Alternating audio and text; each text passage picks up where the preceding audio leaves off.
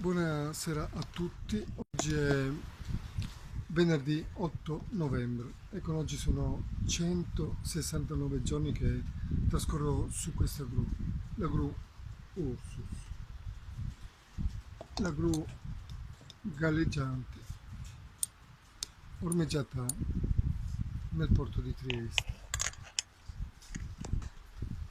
Ecco, non so se si riesce a vedere, ma in questo momento mi trovo circa una trentina, quarantina di metri d'altezza ed è il posto praticamente dove sono riuscito a sistemare questa tenda. Vedete, tra i tralicci di ferro c'è questa tenda, dove questo è un riparo che sono riuscito a creare con questi teli di plastica e come vedete sotto c'è il vuoto, no? Ovviamente.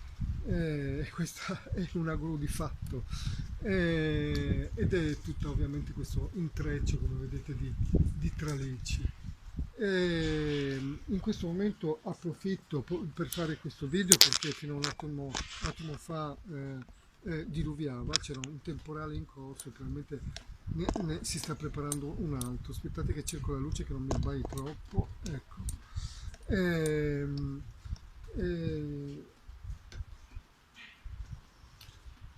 che dire, ogni giorno che passa qui si varca sempre di più i confini della realtà e della ragione.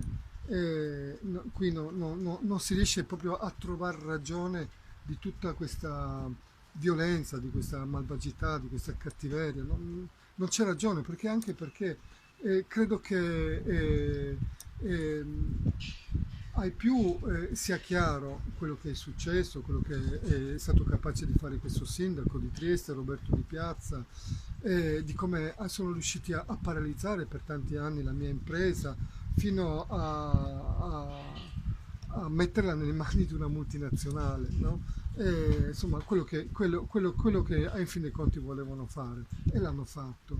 Io sono solo un piccolo imprenditore, uno che ha lavorato della sua impresa, del suo lavoro. Io ho cominciato questo lavoro che ero veramente giovanissimo, l'ho fatto per 20 anni ed era il lavoro proprio che ho voluto fare fin da quando ero bambino, avevo 13 anni. E, e, e si sono praticamente portati via non solo i sacrifici, gli impegni economici, proprio i soldi, tutti i soldi di un'intera vita, la mia casa, ma si sono portati via anche i miei sogni, no? I sogni di una vita di lavoro. E lo hanno fatto in una maniera più vigliacca, becera, squallida e disgustosa possibile, e sfacciatamente anche l'hanno fatto. Però questa cosa insomma è venuta a galla. Poi questa gente qua ormai vive ormai di troll, di fake, di hater, no? E pensano di poter eh, eh, cambiare l'opinione della gente e manipolare l'opinione della gente con tutti i gatekeeper, i loro giornali, finti giornalisti, i cosiddetti gatekeeper, no? I controllori della porta o controllori del gregge, no? Ehm, e pensano di poter così fare una narrazione diversa, in realtà non ce la stanno proprio facendo, perché io comunque resisto, in qualche modo resisto. Eh, Però, come dicevo all'inizio, eh, siamo proprio ai confini della ragione, perché al di là della malvagità, no, della spregiudicatezza, della totale mancanza di scrupoli di questa classe politica e istituzionale di questa città, poi entra in gioco anche l'intelligenza, no? Perché è vero che io sono un granello di polvere, no? Per loro da calpestare, no? Però non è che poi si può continuare a mettere la polvere sotto il tappeto e per quanto tempo poi riuscire a mettere la polvere sotto il tappeto e pensare di far finta di niente? Perché poi si sa che la polvere prima o poi cresce e prima o poi la devi affrontare, no? Allora che senso ha no? Dare questa dimostrazione di malvagità a tutto il mondo. Che senso ha sporcarsi la coscienza, l'anima a eternum, se poi prima o poi questa cosa la devi affrontare e più in là va e peggio diventa, no? Perché diventano indifendibili e poi peggio ancora se succede una disgrazia, no? Ma che senso ha? Cioè qua è questo che non si riesce a cui non si riesce a dare una ragione a questa cosa qua, no?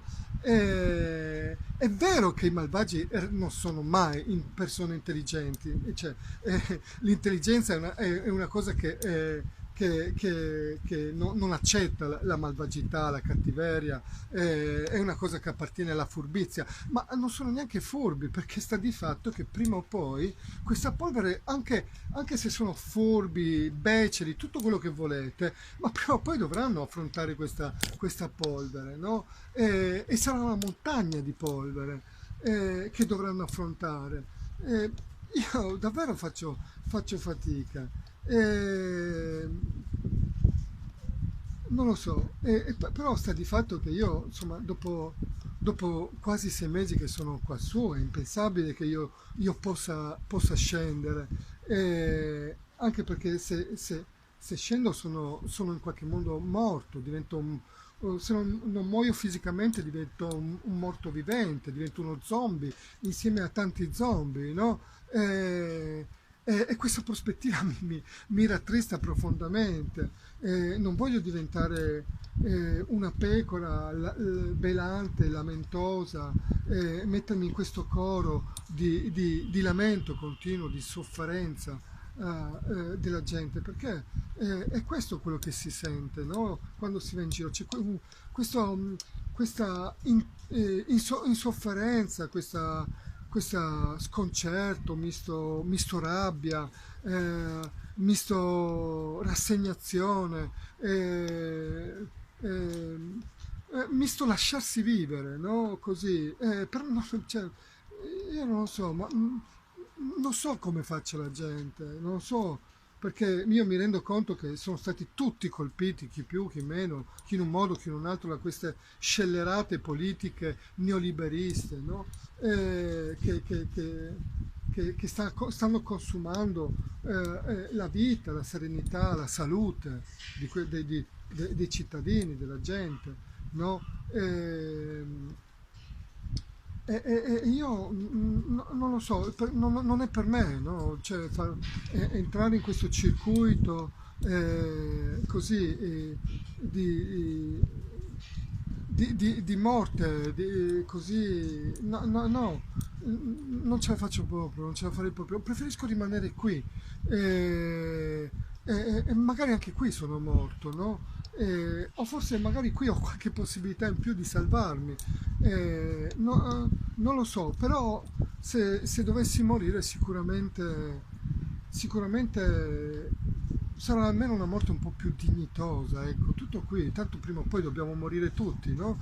Allora io preferisco una morte un po' più dignitosa, combattendo, no? Piuttosto che aggregarmi a questo, a questo lamento, no?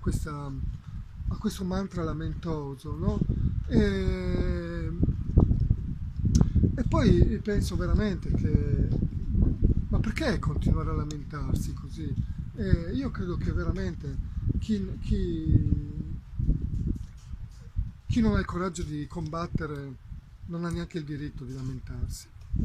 Allora combattete tutti, non fatevi schiacciare la vita, non fatevi ah, ammorbare da questa gente, dalla malvagità, dalla cattiveria, ribellatevi in tutti i modi possibili. Ci sono tanti modi per ribellarsi, ma fatelo, ma non lamentarsi, agire, muoversi, perché peggio di così io credo veramente che non si possa, non si possa fare. Sì, riusciranno a fare breve perché ovviamente se, insomma, questo l'ho detto tante volte, lo ripeto, e questa purtroppo è la città della lisiera di San Saba, quindi è l'esempio che al peggio non c'è fine, no? Ma fino a dove arriveranno questi a portarci? Dove ci porteranno? La gru sta raccontando già tanto alla gente, no? Della capacità di crudeltà di queste persone, no? E fin dove si spingeranno? Fatevi questa domanda, fin dove saranno capaci di spingersi? Se non vi ribellerete, perché il problema è sempre quello, è il vostro silenzio assenso che gli permette e consente a loro di farvi tutto il male che vi stanno facendo, che ci stanno facendo, no? E con questo silenzio assenso. E, e niente, ecco, adesso perlomeno ha smesso proprio completamente di piovere e speriamo che non ci sia un altro temporale. Buona serata a tutti.